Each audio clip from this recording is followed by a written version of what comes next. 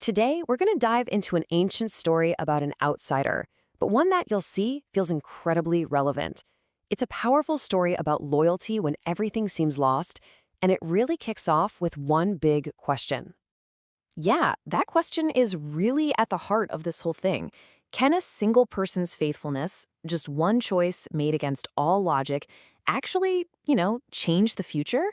Well, the story of Ruth seems to scream yes, and it all starts with a very remarkable and very unlikely woman. So let's meet our main character. Her name is Ruth. And she's not a queen, she's not some famous prophet, she's a foreigner from a place called Moab, which, to be honest, was often on the outs with ancient Israel. So she is a total outsider, and her story begins with her facing just one devastating loss after another. So here's the setup. There's a famine in Israel, and it forces a family, a man, his wife Naomi, and their two sons to go live in Moab. While they're there, the sons marry local Moabite women, one named Ruth, the other Orpah. But then things just fall apart. First, Naomi's husband dies, and then about 10 years later, both of her sons die too.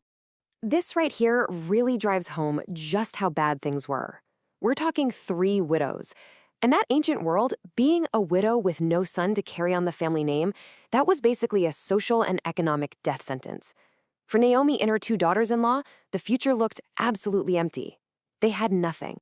And it's from this moment of complete despair that we get the story's first huge turning point. With nothing left for her in Moab, Naomi decides she's going back home to Bethlehem. She tells her daughters-in-law, go back to your own families, which sets up a really critical choice. And you can see the 2 paths right here. Orpah, well, she makes the sensible, logical choice. She has a tearful goodbye with Naomi and heads back to her people, to her old life. But Ruth does something that makes absolutely no sense from a practical standpoint. She just refuses to leave Naomi's side. And this is what she says. These are some of the most famous words about loyalty ever spoken. This isn't just, I'll stick by you. This is a radical, life-altering vow.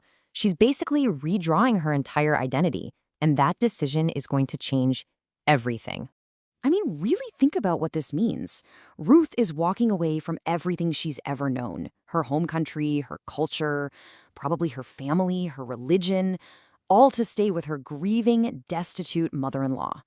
This one act of fierce loyalty is the engine that drives the entire rest of the story. Okay, so now we're following these 2 widows as they make their way to Bethlehem, arriving with literally nothing but the clothes on their backs. But a little glimmer of hope is about to show up in a pretty unexpected place.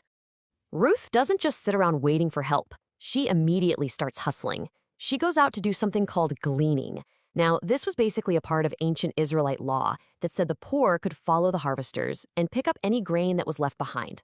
It was tough, back-breaking work, but hey, it was a way to eat. And this is where the story takes a fascinating turn. Of all the fields in all of Bethlehem, Ruth just happens to end up in a field that belongs to this wealthy, well-respected guy named Boaz. So you have to ask, right? Is this just random luck, or is something else going on here? See, Boaz isn't just some rich landowner. He sees Ruth right away, and when he finds out about her incredible loyalty to Naomi, he goes way above and beyond. He doesn't just let her glean. He tells his workers to watch out for her, to protect her. He even tells them to intentionally leave extra grain behind for her to find.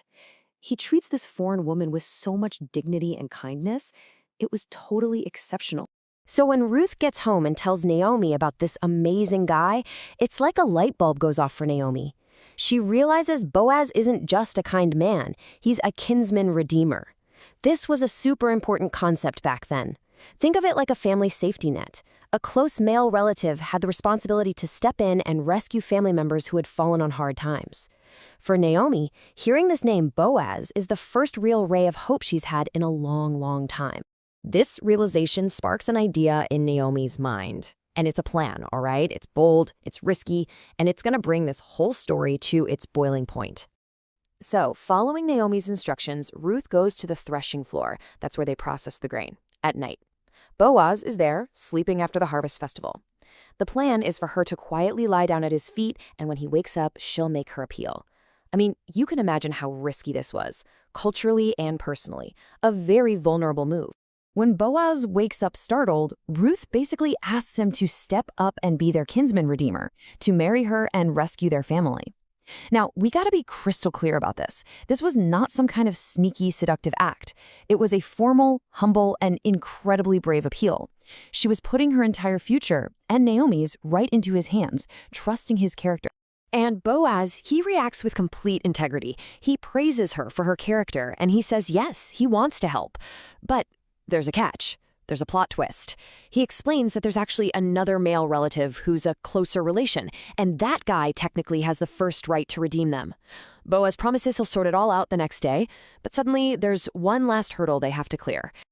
And this brings us to the final act, the resolution. And let me tell you, it delivers one of the most stunning, world-changing endings you can imagine. Boaz is a stand-up guy. He doesn't do anything shady or in secret. The very next morning, he goes right to the city gate, which was like the courthouse and town hall all in one. He gets the town elders together and he publicly lays out the whole situation to this other relative. He does everything by the book with total honor. So it turns out the other guy is happy to buy the family's land, but when he hears that the deal includes marrying Ruth, the foreigner from Moab, he backs out. And just like that, the way is cleared for Boaz. He joyfully steps in, he officially redeems the land, and he takes Ruth as his wife. It's the perfect ending. All that emptiness and sorrow has been turned into joy. But wait, the story's not over. This is the part that is just wow. So Ruth and Boaz, they have a son. They name him Obed. And Obed, he grows up and has a son named Jesse. And Jesse has a son named David. Yes, that David. The one who becomes the greatest king in the history of Israel. Just let that sink in for a second. Ruth, the woman from Moab, the outsider, the widow who started with absolutely nothing, is the great-grandmother of King David. She has been woven into the fabric of one of the most significant family trees in all of history. What a turnaround. So what's the big idea here? What do we take away from this amazing story? Well, first, that seemingly small, simple acts of faithfulness can have ripples that last forever. Second, it shows that no one is too ordinary, no one is too much of an outsider to play a huge role in a much grander story. And finally, it's a powerful reminder that no situation, no life is ever too broken to be redeemed and restored. And that kind of leaves us with one final thought to chew on. This whole epic story, with its world-changing consequences, it all started with one woman's simple, seemingly small decision to be loyal in a situation that looked completely hopeless. It really makes you wonder, doesn't it? What small act of loyalty in your life today could echo out and change the future in ways you can't even begin to imagine?